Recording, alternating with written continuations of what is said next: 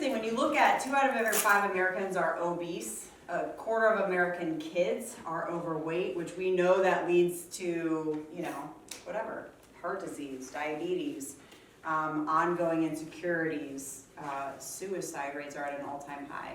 Where more, like millions of Americans are now on medications prescribed and over the counter because of the state of their health. And so my question is, if we all raised our hands, like when is enough enough?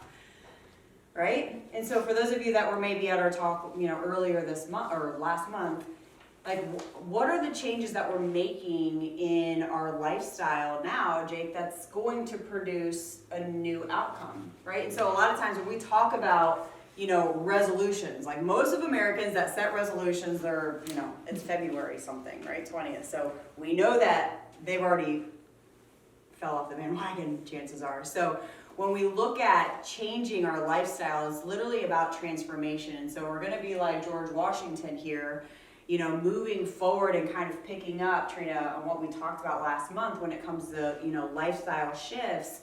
But we want to have that attitude of George Washington where, like, when you go conquer a new, territory, mentally, spiritually, physically, whatever, you literally, he's like, we're burning the bridges and we're sinking the ships. Why? Because there is no going back.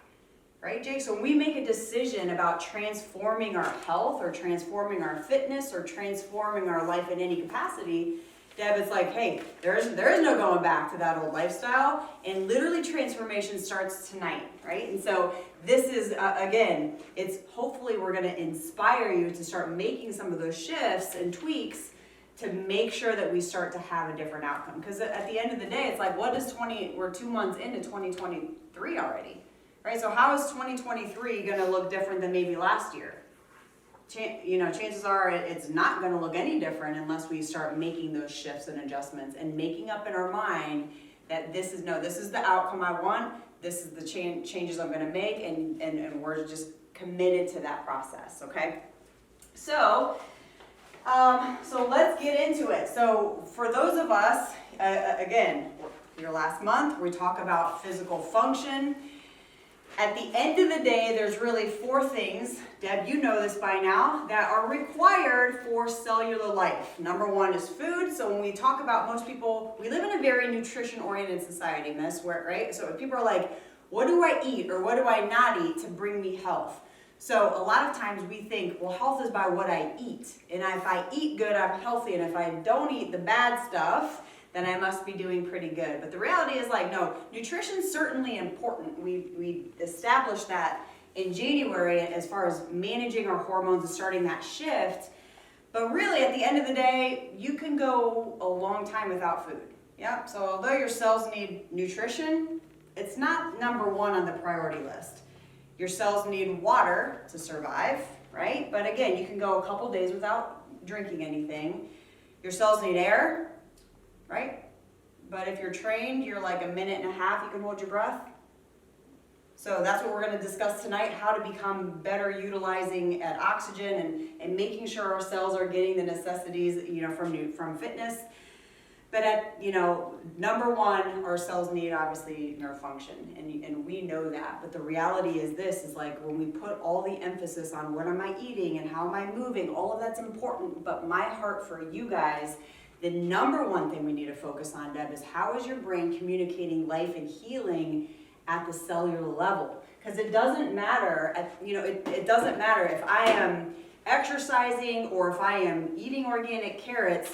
If I cut the nerve that goes to my heart dies. Period. It's non-negotiable. It's a law of life being interfered with. So we need to make sure that our nerve system is optimal and is functional. So when we look at making those lifestyle shifts, I just, again, as my patients, I want to make sure that our focus is nerve system first, right? Then fitness, and then nutrition. So obviously everything matters, but we want to make sure we maintain that level of the pecking order, okay?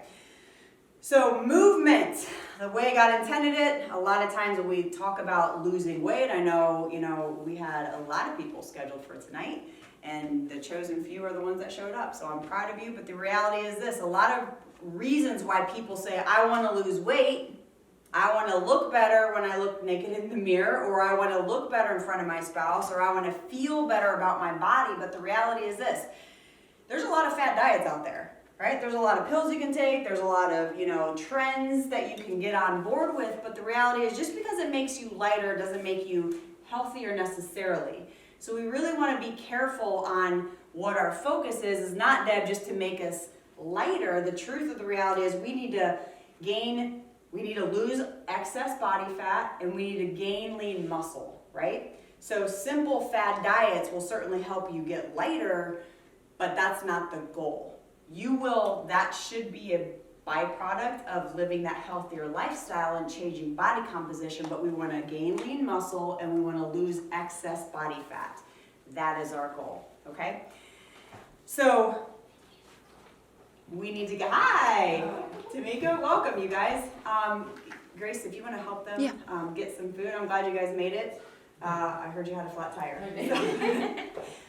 So you guys can sit in this front row. We got your notes already for you. So, and then before you sit, if you want to go grab some dessert in the back, everything is healthy, and the cinnamon rolls are sourdough, but the chocolate cake is paleo, and the cookies are too. So you can eat without the guilt. So exercise and aging. So what they notice in people as old as 100, so everyone knows what a centurion is, right? People that live over 100 years old. What they've noticed in people as old as 100, literally the minute you start exercising, the healthier your body starts becoming, okay? So we're at the bottom of the first page. So exercise and aging, it's good for every age, so not necessarily just people in their teens or 20s. I went to go work out in Ashland today, and on the other 24-hour side, there was my son, who's 15, and probably like the main age was like, I would say the teenagers to, maybe 25. And so a lot of times you look at people that are, maybe at the 24-hour gym and a little bit intimidating, right? Everyone looks fit. Everyone kind of looks like they know what they're doing. But here's the thing, when it comes to making sure that we're getting a fitness plan that's suitable for you and where your fitness level is, we need to make sure that we're doing it right. So we're not just throwing you into the wolves, so to speak.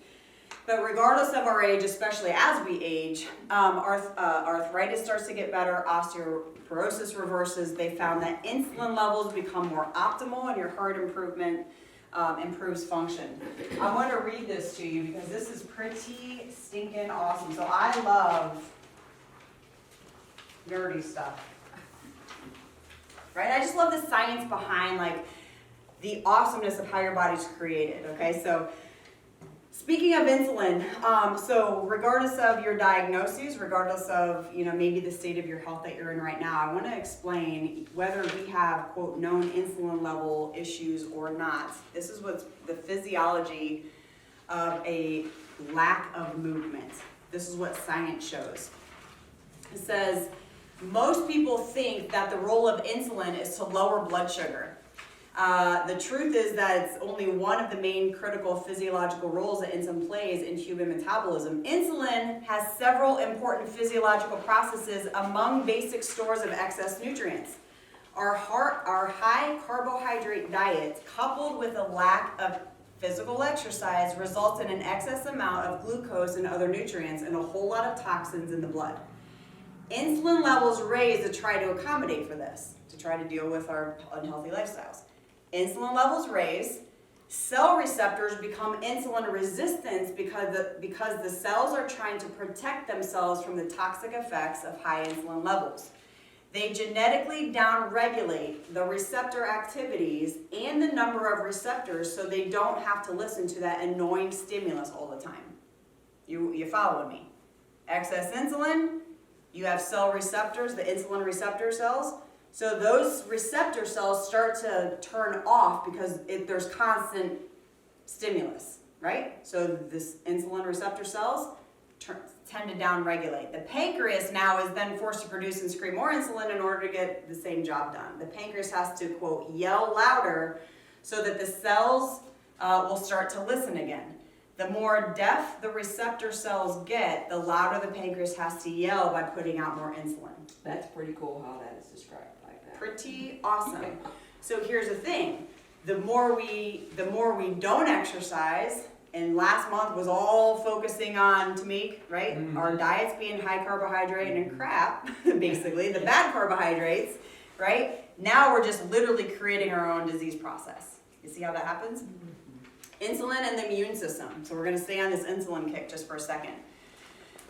Missy, we talked about last month, basically just all the hormones and how everything's involved in what we eat and how what we eat impacts our hormone levels, and our hormones drive our metabolism. So with someone like maybe someone you look at might be very lean, but if their hormones are jacked up, their hormones are jacked up regardless of if you look chunky or not, right? Metabolism isn't simply just having a lean body. It's literally running your hormone system. It's, making that chronic fatigue, that, feel like I'm hitting the wall. Females, our hormones are all messed up. I have no sex drive. I'm lethargic all the time. And all these things that when your hormones get jacked up can obviously come into play. So really when it comes to metabolism, it isn't just having a six pack, right? It's everything.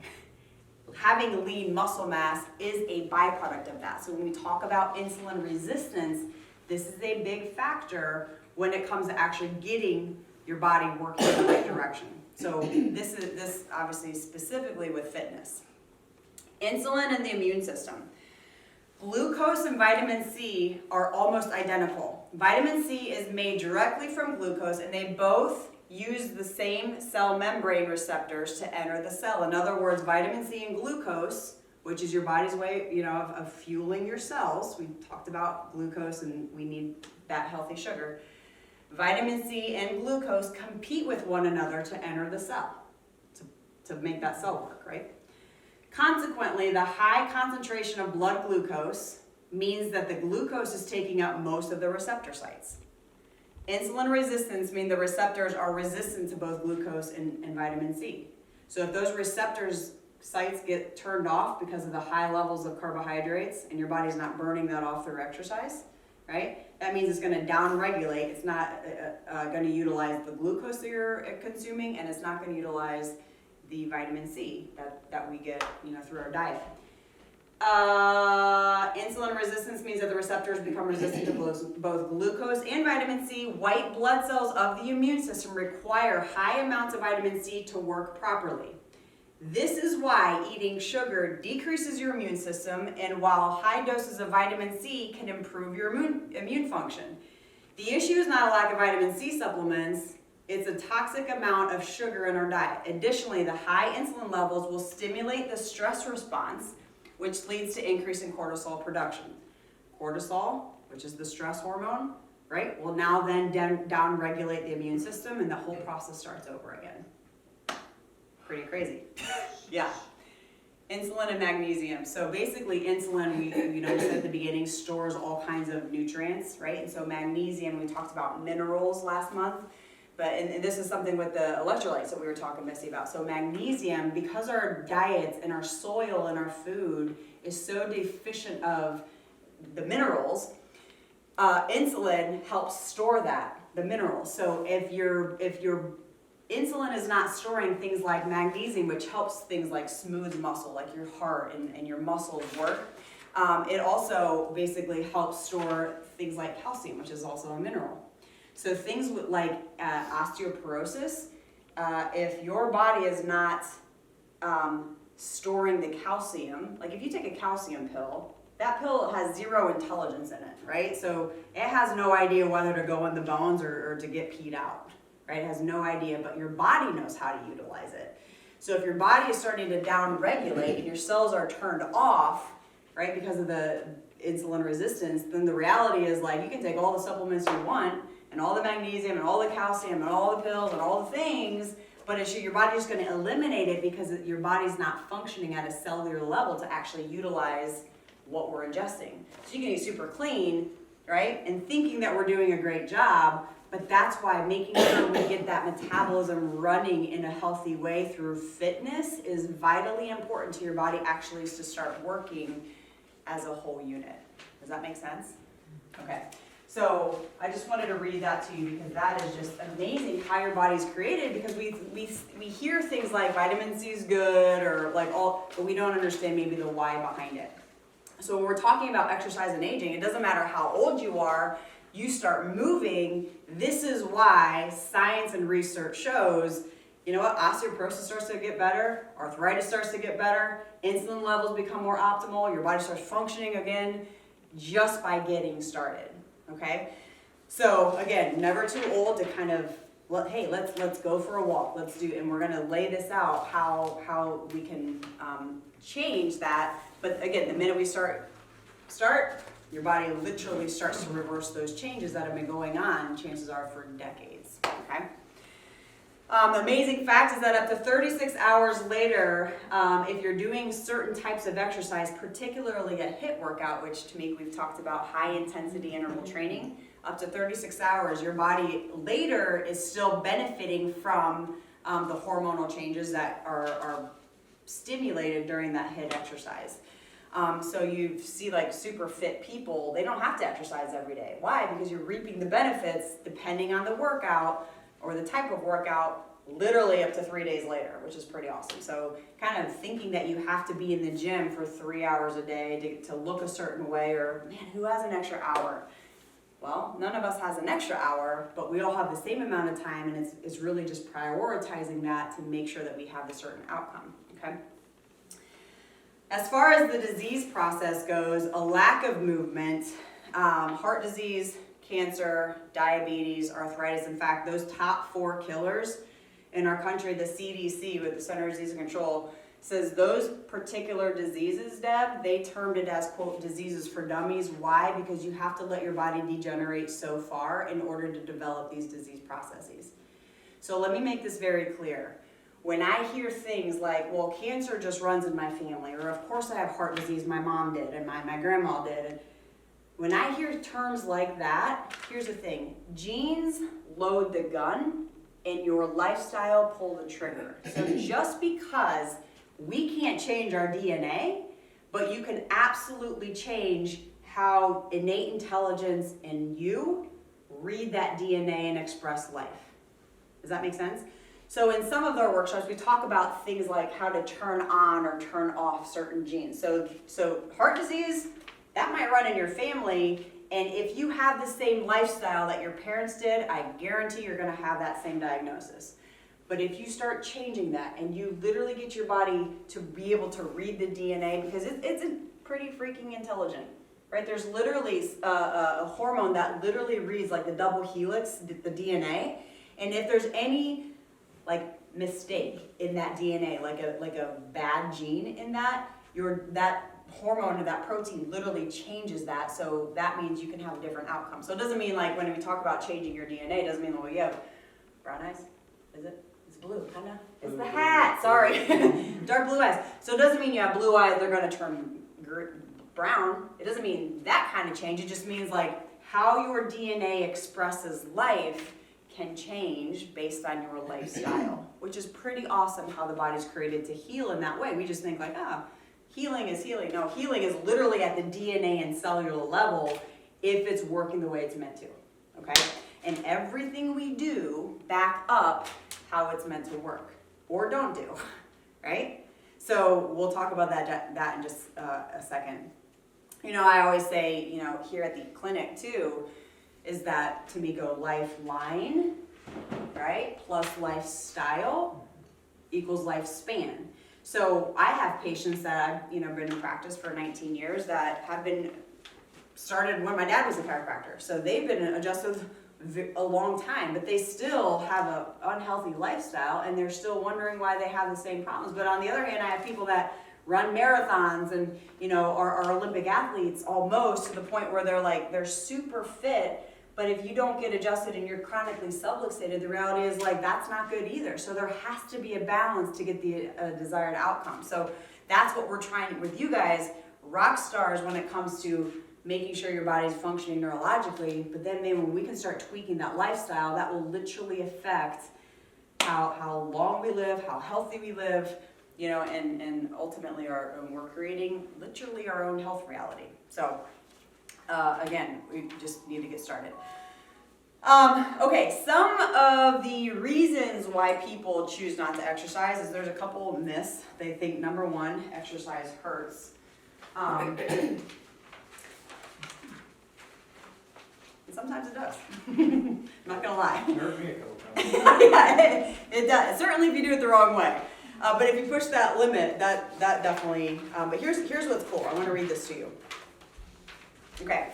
So we talk about, for those non-patients in the room, we talk about subluxation. And subluxation is simply, it's a bone out, so if this is your spine, right? Your brain sits up here, sends life signals down through every nerve, going to every cell directly or indirectly in the body, right? So if the spine's lined up, body can function through that nerve system, heal, right? Brain or body talks up to the brain the same way, and you have this beautiful communication happening between the brain and the body. So everything that your body needs, everything it needs, brain interprets the need, sends messages back down the same way. Now we have something that moves, secretes, excretes, something chemically changes in the body. And as long as we have communication, Tamiko, between the brain and the body and the brain, we have the ability to have full expression of health and healing, right? So when we talk about subluxation, here's what I was going with this. Subluxation, again, is when that bone's out of place and it's pinching that nerve. So the nerve, so life might still be getting through the nerve, but over time, if it's not at 100%, you get abnormal, sick, diseased cells. Over time, your body then compensates for that subluxation. So we have muscles, soft tissue, everything that tends to compensate. So when we look at posture, if you want to look at, Tamiko, you have 4 kids, I have 4 kids. So you can almost guarantee like who the sickest kid is by having them stand in front of you and looking at their posture. It doesn't take a genius to figure out this is probably not a healthy thing, right? So if this is the case, and this is over-exaggerated, but if this is the case, not only are the muscles starting to accommodate for that chronic subluxation, but here's also what happens. When we talk about exercising now on a subluxated spine, every joint in your spine, when moving correctly, sends billions of signals up to your brainstem and the cerebellum, which are the health and healing and function centers of your brain. These signals literally power your brain. They're like wind to a windmill. No neurologic input means no neurologic output. Loss of function and healing. Have you ever heard like you don't use it, you lose it? Okay. So what they're saying is if you don't move, your brain starts to dysregulate and not function. So loss of input means loss of output, function and healing, okay?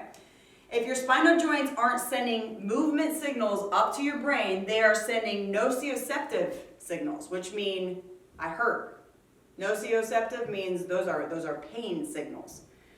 So if they're not sending movement signals, they're sending nociceptive signals. These are like toxins to the brain. They tell the brain there's an emergency in the body. The brain then initiates a stress response throughout your entire body, the fight or flight system. More on this later. When your posture is poor, specifically forward head posture, right? Remember what your x-rays look like? Right? How many people do you see, especially kids, walking around like this? All of them. What do you do for a living? Sit at a desk, right? Look down, or not. I look down for a living, and maybe you got a whiplash injury. Maybe that's why your head's forward. Maybe you sit on a couch. Maybe you text all night, whatever, right? When the posture is poor, especially forward head carriage or a loss of cervical curve, what happens to the spinal cord? That's right, it gets tightened like a guitar string. This artificially activates the stress response in the body as well, and you have a double whammy. Added to that is if you stretch a spinal nerve by 10%, you decrease the flow of mental impulse by 90%. Hello.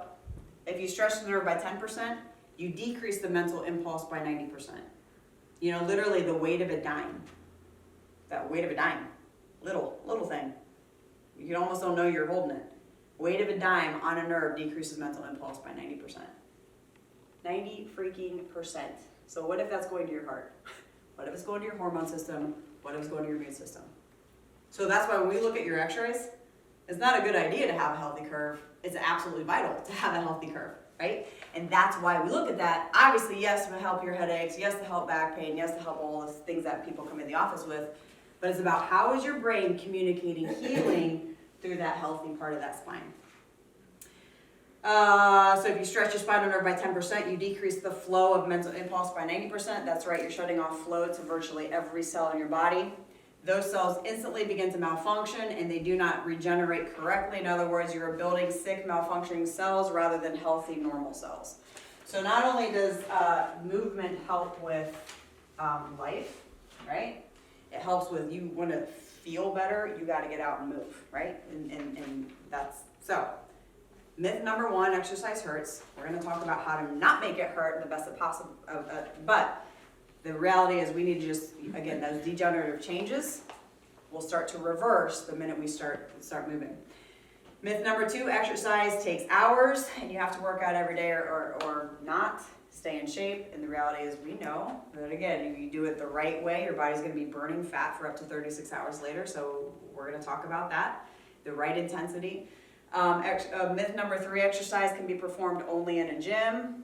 It's very intimidating. I don't know anybody. I don't feel like going by myself. I'm kind of like pretending I know and looking at the little pictures, trying to figure out what muscles. No. Exercise, just body weight, simple things that you could do at home, a couple light dumbbells. We're going to get you on the right track. Full body movement with body weight, literally some of the hardest workouts I do. Myth number 4, exercise is for young people, healthy people, or meatheads. Again, we talk about, exercise being essential. We talk about, I mentioned centurions, people like that live in the blue zones, right? The Okinawas, people over in those parts of the world where they literally live, like it's not uncommon for them to live and be healthy at 100. But here's the thing, they still work when they're in their 90s. They ride horses when they're 100. So yes, nutrition's a big part of their lifestyle, but the reality is, man, they're out and they're moving and they're being involved in life, and that's a big deal. So it's essential. So movement, again, we already established, is really for survival. So a couple of things to help get us motivated here. Fat versus muscle tendencies. So fat produces more fat and muscle mass produces more muscle mass. Fat cells are inefficient in burning calories. If you have a muscle, so 1 pound of muscle burns 50 calories at rest. So that's why people that are very lean typically can eat a lot and not pack on the pounds, because the more muscle you have, you need more calories to help fuel your body and fuel your metabolism. If you have a lot of fat cells, those cells are very inefficient at utilizing calories. So, there's more on that later. Fat cells tend to make you tired and lazy, unmotivated. Where literally muscle, the composition of muscle cells helps stimulate and create energy. Of course, the self-image, the confidence. If fat cells decreases libido, muscle increases it. Fat cells increase the risk of almost every disease process, and muscle, the more lean packed muscle tissue you have, it's more resistant to disease, all disease processes, by the way. And so again, the more lean, like if you have that double wave, right?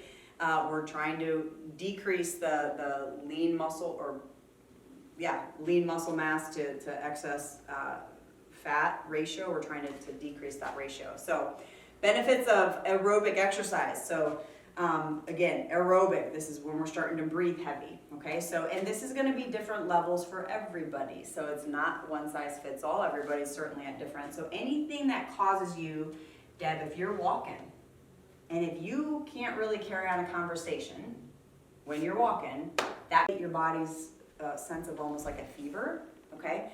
This will help kill off the virus or bacteria, kind of helps you sometimes get over that. Now, if you're on your deathbed, no, go ahead and take a couple days off. But the reality is, if you're just like, I don't know, did you hear that? I kind of have. Get out, get moving. It oftentimes will help kick whatever your body's, kind of fighting a lot quicker. Okay, while exercising, and some of this is redundant, but we're gonna say it anyway. So while exercising, you have increased oxygen, improved absorption, carrying capacity, assimilation, and lung function. So essentially, you are more efficient at being alive when you're exercising Blood flows through the lungs to take oxygen to the rest of the body. Obviously, your lungs remove the carbon monoxide or dioxide. Increase the size of amount of blood vessels. You burn fat off the blood vessels and carry. So a lot of times, here's the thing too. So the trans fats that we get knowingly and unknowingly, right? That are in our diet, things that clog the arteries. So those are the fats that when they're stuck to the inside of your arteries, the only way to get rid of that is through exercise.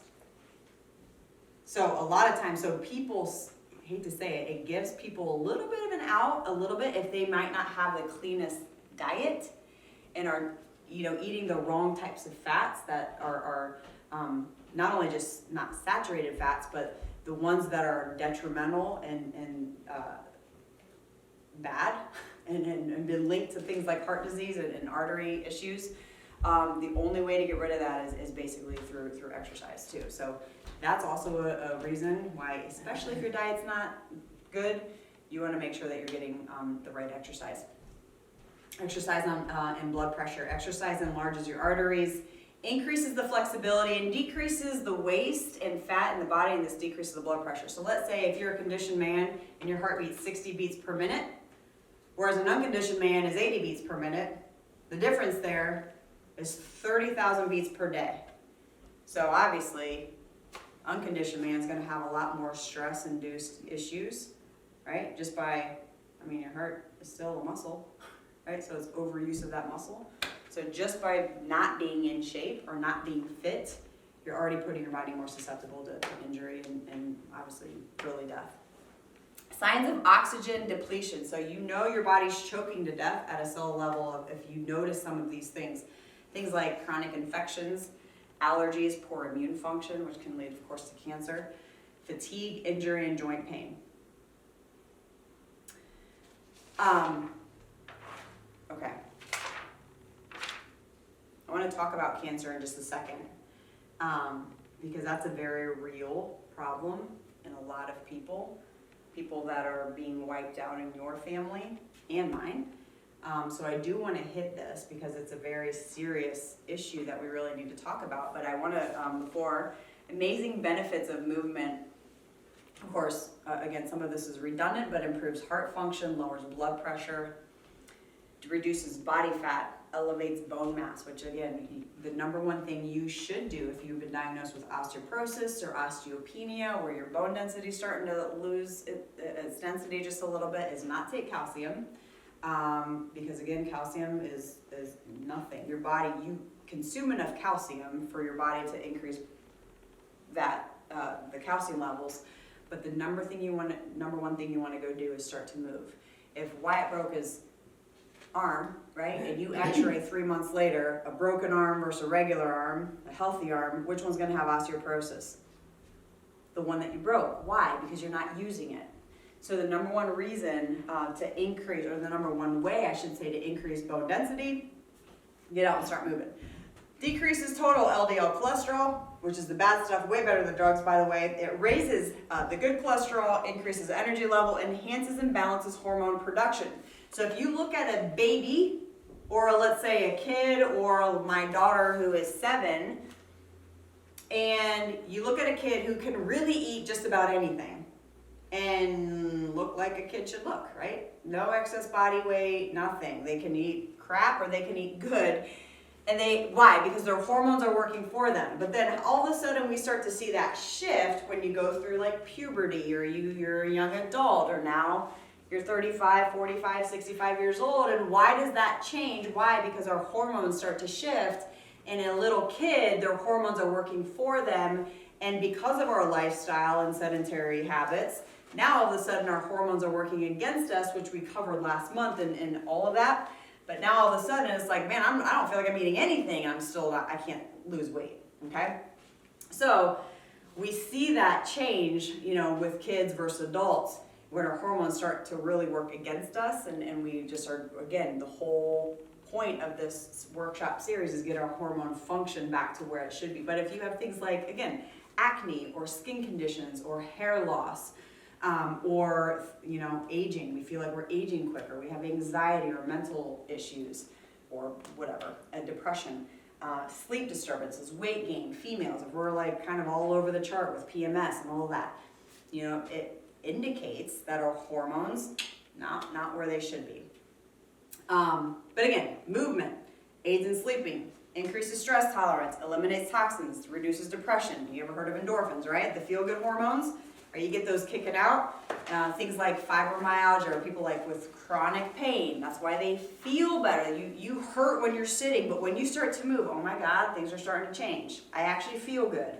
Well, it's amazing. It's a miracle, right? Again, kind of talking about all the, your joints sending those healthy signals back up to the brain. So Dr. John Tilden says diseases due to autointoxication comes from use of medications, processed foods, beverages, impure water, food additives, dyes, insecticides, pollution, household products, etc., etc., etc.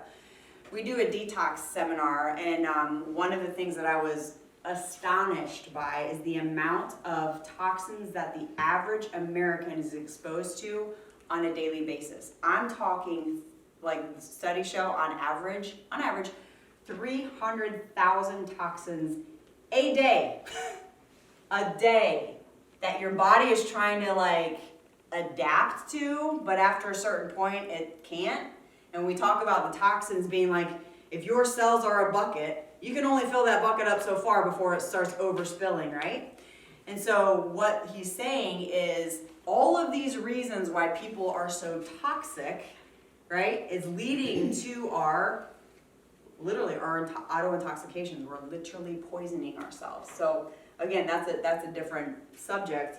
But what I want to get to is this, is Dr. Otto Warburg. He says, next to a well-functioning body through maximum nerve supply, exercise is the most important way of regular detoxification. Cells will become sick, die, and mutate when denied adequate oxygen. So I pulled up his research because this is just awesome. Okay. So he actually won the Nobel Prize in the 1930s for his research on cancer and oxygen, and this is kind of what we're talking about here, of course. So this is what it says. His findings said that cancer cells hold on a second. Yeah. Okay, sorry. Cancer cells use a form of non-oxygen metabolism to survive. So when we talk about this, like the 4 functions or necessities of cell life, oxygen, air was one of them, right? That was at the front. Cancer, pretty adaptable. They don't even need oxygen to survive. In fact, they grow without it, okay? So, cancer cells use a form of non-oxygen metabolism to survive. Cancer cells are not like normal healthy cells. The way they metabolize and create energy for living and multiplication is unique and very dangerous. Healthy cells are aerobic, meaning they need air to function properly in the presence of sufficient oxygen. Healthy cells metabolize or burn oxygen and glucose or blood sugar to produce energy, okay? You with me? Healthy cells need oxygen and sugar or glucose, which we talked about last month, just to produce life and live and survive. Cancer cells, on the other hand, are anaerobic, meaning they function without oxygen. In the absence of oxygen, the cells revert to a primitive nutritional program to sustain life, reverting glucose by fermentation. The lactic acid produced by fermentation lowers the cell pH, so it changes the acidic and alkaline base or balance, and destroys the ability of DNA and RNA to control cell division. And the cancer cells begin to multiply unchecked. So does that make sense? If the cell doesn't have oxygen, it produces its own lactic acid, cancer cells do, to survive. So it's very acidic, right? When it's very acidic, it turns off the body's programmed DNA and RNA that tells like a cell to die. Like you need, I don't want to even point to you, that was me. That means, so like every cell has a programmable death, Like your tongue, every 4 days, it dies and is replaced. Your red blood cells, which carry oxygen, every 90 days, they die and they're replaced. Die and are replaced. Your heart cells, every couple months. Your GI lining, right? Every couple weeks. Dies and are replaced. So every cell has a programmable death. But what he found is that if you have a cell, cancer cell, because we all have cancer cells in our body, if it's denied oxygen, it produces its own little environment so it can adapt and grow and multiply, and it turns off the programmable death of that cell. So then that's what allows cancer to pretty soon 1 becomes 2, becomes 4, becomes 6, right? You have, or 8, right? You have all these cells starting to develop. And here's the thing, most of us as humans, we base our health on how we look or how we feel. And the problem with basing our health on how we look or how we feel is because we're just, living a destructive lifestyle. We're eating a bunch of junk. We're sedentary. We're subluxated. We have no idea how to really, and we're like, but I feel fine. All the while, things are starting to grow inside of us that are like, you're not going to feel fine eventually. Warburg emphasized that you can't make a cell ferment unless let me start over. Warburg emphasized that you can't make a cell ferment unless a lack of oxygen is involved. They found that oxygen deficiency is always present when cancer develops. What Warburg found, however, is that you can reverse fermentation simply by adding oxygen. When you flood the cancer cells with oxygen, you regain apoptosis, which basically is their reprogrammable cellular death. You add oxygen, wakes the cell up. Now they're already on the programmable cell death. That make sense?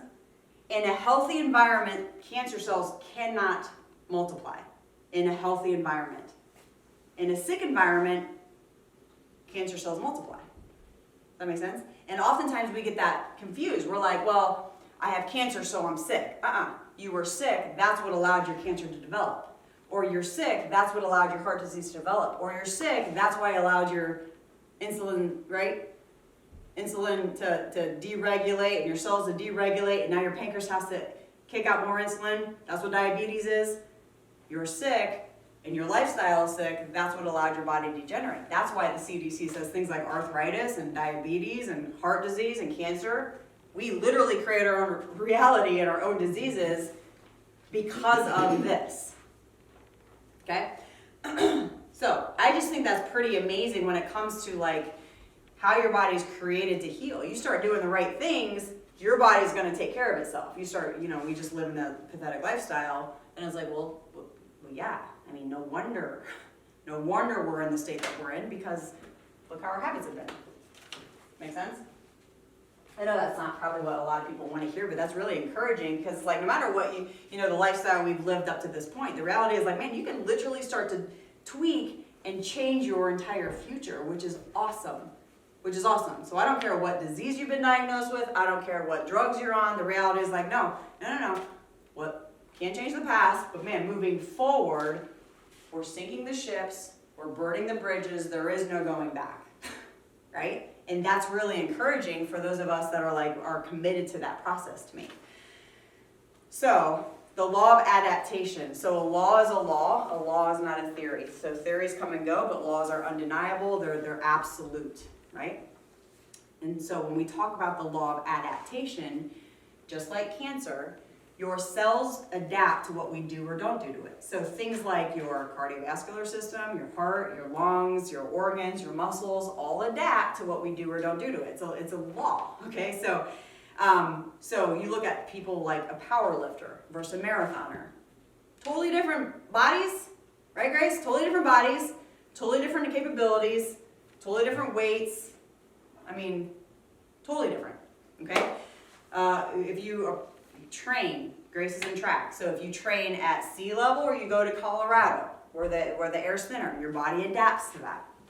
Mild climate versus the desert. Obviously everything. So the way we're created is God put us here to adapt to our environment. So the healthier our environment is and the healthier our internal environment is, obviously allows our body to adapt in that capacity. Okay. So when we talk about things, heart rate zones, you ready to start figuring out like how do we put this all together? Are there any questions? What's your name? I have a question. Joy? Nice to meet you, Joy. Dr. Megan. All right, heart rate zones. So we want to maximize, so heart rate zones, when you're figuring out how to put this into practice. So when I go to the gym or when I go to a walk or if it's starting to get nice, like yesterday I was telling somebody like, I looked up on my phone, I'm like, it's 55 degrees outside, it looks sunny. But then I went for a walk and I'm like, it's actually really cold. It's like super windy. So I went back and I got a hat and spent some time outside. But when you start to see days like that, you're like, man, it's like, let's get out, let's start moving around. So when we talk about how to figure out what kind of exercise works best for us and where we need, like how we need to start, heart rate zones maximize the type of exercise we're going to be start doing. So even if it's going for a walk, if it's doing a HIIT workout, or if it's doing, strength training, when you can find your heart rate zones, you're going to maximize your capacity in that realm. So it increases your fat burning ability when you're in the right heart rate zone. It receive maximum cardio benefit, and obviously you're going to have a lot more fun, Jake, doing it because you're not hurting all the time, which again, if we kind of go in the wrong heart rate zone, that has a tendency to get a lot of people in trouble. So there's 3 types of zones we're going to talk about. Most efficient pace, okay? So I'll let you figure out how to do this on your own, but most efficient pace is basically 180 minus your age. So if you're 30 years old, 180 minus 30 is 150. So give or take 10 beats per minute. That is called your bless you. I think whoever did that. That's called your target heart rate, okay? So in this zone, you are burning fat and sugar equally, okay? So what your body needs to sustain energy in that capacity, you're burning the fat that you have stored, and you're burning the sugar that you have stored as your fuel to get you through that type of exercise. 2 ways to check your heart rate is obviously, there's lots of ways now, right? You have a smartwatch, you have a Garmin, you radio pulse, do this, right? Check it for 10 seconds, multiply by 6. There's, that's how many beats per minute you're at, okay? So let's say we're 30 years old. We wish. Actually, I don't. I'm happy where I'm at. So any questions with that? So you're burning fat, you're burning sugar. Most aerobic pace. Okay, so you're gonna subtract 20 from that number that you just found. In this zone, you maximize the amount of fat that you're burning. This is the safest zone because your body remains at an alkaline state. So it's not that your body's producing a lot of lactic acid that makes you sore, okay? So this is like a fast walk, okay? Probably for most people. So it's whatever, it's 150, but you subtract that number by 20. And so again, find your rate, find your pulse, and that's where you're at. So your body remains alkaline, very sustainable. You can carry on a conversation usually in this type of exercise. But these workouts are done best in the morning. In fact, you burn 300% more fat in the morning in this zone. So when you first get up, if you're gonna do some sort of light cardio, do it first thing in the morning because your body has stored up all the fuel and now you're gonna burn that off in the form of exercise. First thing in the morning. What's that? You don't eat first, right? You don't eat first, no. Okay. Mm-mm. What would alkaline water do? Alkaline water makes the pH typically more alkaline in you. Why do you have an alkaline system? No, my friend wanted to know about it. Mm-hmm. Alkaline waters, it is good. I have people that swear by it. In fact, we used to have a system. Yeah, it is good to actually help maintain the alkaline state. Mm-hmm. Especially people that eat a lot of acidic types of foods or have a lot of stress, your body turns more acidic.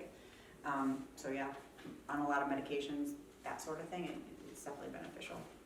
So, okay, speedy anaerobic pace. So now you're going to add 20 to your mostly aerobic pace. So you're going to add 20. So if it's 150 plus 20, now you're at 170. So this is where you're not going to be talking in your exercise. So we're on a treadmill, we're on an elliptical, we're doing a HIIT type workout where you're not carrying on conversations during this time.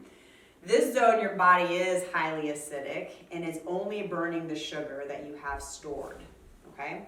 So remember last month we talked about having your cells have a constant state of sugar, so you start to kind of like ramp up that, the metabolism because it always needs that energy, right? And we talked about like the healthy forms of sugar to consume. Well, here's the thing is that your body, your nerve system, it is made up of sugar. So your nerve system constantly needs that steady supply of sugar to function. So people that are exercising in this capacity, that I'm thinking of people that are like, I love CrossFit, but you can only redline so long before you start to feel like junk. Why? Because your body, what's that? Depleted, exactly. So you become lightheaded, dizzy, you crave sugar because your central nervous system, it craves that. So if you utilize everything that's stored, then it's totally depleted, now you gotta refuel it right away. Lactic acid is produced, gets into muscles and joints, it weakens all the areas that lactic acid accumulates, right? So these are the exercises that really leave you sore the next day, not only from maybe a lack of, sometimes people, if they're not experienced at all, they'll be sore just because your form is off or you have to wake those muscles up, but the reality is like now you have all that lactic acid accumulated and that's what makes you sore, okay? So that's when the alkaline system would really benefit. So Olympic athletes tend to have the shortest lifespan because they're always intense. So your body's constantly at a fight or flight response. Not only does it wreck your hormone system, but even people that are on a high stress type lifestyle, where it's like the deadlines and the schedules and right, and we see that a lot just in the day to day. So if we constantly are in a fight or flight response, that's why people that go through high seasons of stress, or for whatever reason, you go through a divorce, you go through a bankruptcy, you go through life happens. That's why those people tend to, your immunity stinks because your body's constantly at that fight or flight, bam, bam, bam, bam, bam, okay, which messes everything up. Body has 2,500 kilocalories stored in sugar, 300,000 kilocalories in the form of fat. So it's a much more efficient source of fuel. So that's why we talked about the most efficient pace, right? Or the mostly aerobic pace, I'm sorry. That's when you start to burn all those fat because you have a lot of stored fat, all of us do, that it can utilize that for energy. Okay, so it is more efficient. For the brain and spinal cord to perform any and all functions, of course it needs sugar, right, which we talked about. So if you do that type of exercise, the SAP type of exercise, or if you go to a CrossFit workout or you do something where it's like, holy cow, I just kind of feel like I gotta sit down, or I feel like junk for the rest of the day. I've done workouts where it might only be like a 4 to 6 minute workout, but holy cow, it wrecks you the whole day. And what I've learned is that if you go through something that's like a really high intense exercise, whatever that looks like for you, that you really need to make sure that you're replenishing right away. So you really need to make sure you're down on some orange juice, something. Now I'm talking like healthy forms of sugar again, reintroducing that back into your system right away, because that's what helps avoid that crash all day where it's like, man, it wiped me out. Okay, so I've learned that. And it really makes the difference. So you can get to that point. You never want to, again, it talks about maximum heart rate. You never want to get to that point, but you can really push the limits. You can redline whatever that means for you. Not forever, for a short period of time, but then obviously you replenish those glycogen stores right away. So within 20 minutes, you need to make sure that you're down in some electrolytes, down some typically orange juice, a banana, something that helps, reestablish that. Not a Gatorade, that's junk, that's sugar, not good, or, other electrolyte mixes on the market. Definitely want to know what you're taking in. Water, half your body weight in ounces. If you sweat, you need to basically your body weight in ounces. So if you are a big sweater when you exercise, If you're 100 pounds, 100 ounces of water. And cue Grace to drink. She's like, slurp, in her 40-ounce Stanley. I love it. Typically what I do, and I was telling Missy you about this, so I have my 40 ounces, and I always have electrolytes, always. So I like to work out, and we're not getting our minerals from our food typically. So I always have an electrolyte, mix in that. Plus it makes me drink more because I like the taste of it. So I just, sprinkle a little bit of electrolytes. I use Relight, which is Redmond's electrolytes, which is no junk, no artificial crap. It's just, it's Relyte, Tamika. I get it on Amazon, and it's good. It's actually really good. So, make sure you're getting your fluids in there, for sure. So, a sample exercise program is this. So, 3 times per week, a minimum of 20 minutes. So, whether that's going for a walk down the road, because it's 70 degrees this week, pretty soon things are going to start dropping off the priority list, because who has all that time? So what I like to do is, hey, maybe not my dental roll because I don't have it in my gym bag, but I'm gonna do my spinal exercise that I know that I need movement and restriction and just overall spinal stretching. I'm gonna move well, and I'm going to get my exercise in, and I'm gonna do my dental roll then at night. But all in all, if you do that 3 times a week, that's only 3 hours of your entire week, and everybody has that kind of time that they can commit to some form of fitness, okay? If you are beginning, if you're a beginner and you don't exercise, but you want to start exercising, you're going to do 2 to 3 times a week, and you're gonna go 3 to 5 minutes, 60% of your maximum heart rate. So find your max, that's 220 minus your age, times 0.6, right, which is 60%. Find that, so you know what your number is, and you're gonna do just a couple minutes a day, 3 days a week. If you are establishing, you wanna get to the point where you might wanna run a mile, or you might wanna walk a 5K, or you might wanna run a 10K, or whatever that is. If you wanna get your cardiovascular system working more efficiently, and you wanna kind of feel the burn, so to speak, you're gonna do it 3 to 4 days a week, and you're gonna go 60 to 75% of your maximum heart rate, and you're gonna do it for 12 to 20 minutes, okay? So a little bit more intensity, a little bit longer duration, and we're gonna do it a little bit more often, okay? If you're maintaining cardiovascular fitness, so you have a pretty good established fitness level, you're gonna do 85, this is the kind of sugar depletion, right?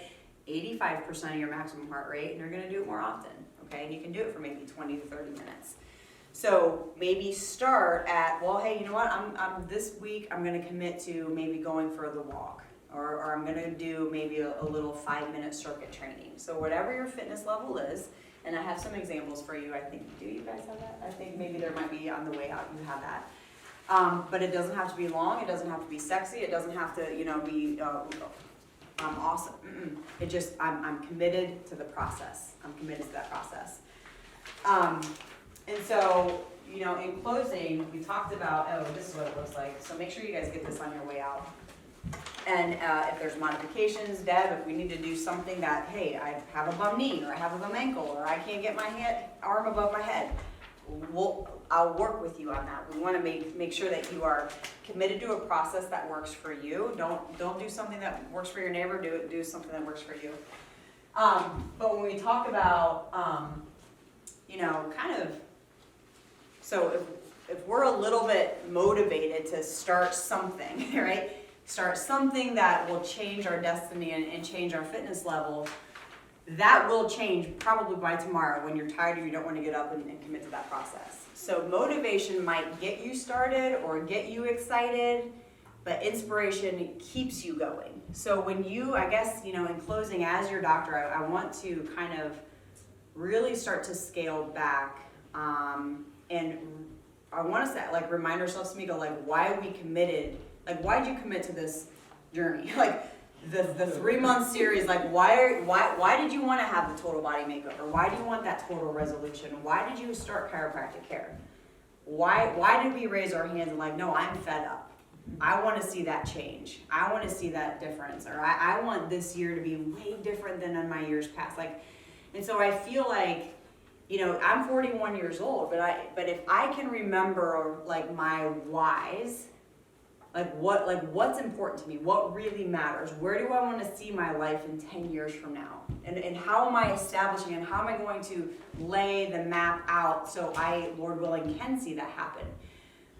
If I know my whys, my whats become a lot easier. You know what I mean? By that, like, I'd rather go home and take a nap over my lunch, but I don't, right? I want to go here. Like, I am this clinic that you guys are a part of, we're a lifetime chiropractic family. What does that mean, Deb? That means I want to see you from the first breath of life to your last, or as long as we want a transformation. You know what I mean by that? Like, I don't want us to just keep showing up or like annoyed that Jamie calls you when you miss an appointment, or like, hey, where are you at? You missed your... No. Like, we want to be hungry for that life change, right? Because at the end of the day, it matters the decisions you make about your health and about your family's health and about your, you know, half of our team is that like an outreach center. There's like 40 or 50 people at an outreach center. Why? Because I want to get people excited about life again, about health again, about the transformation that they can have again. Why? Because like your life matters. Oh my God, so does theirs.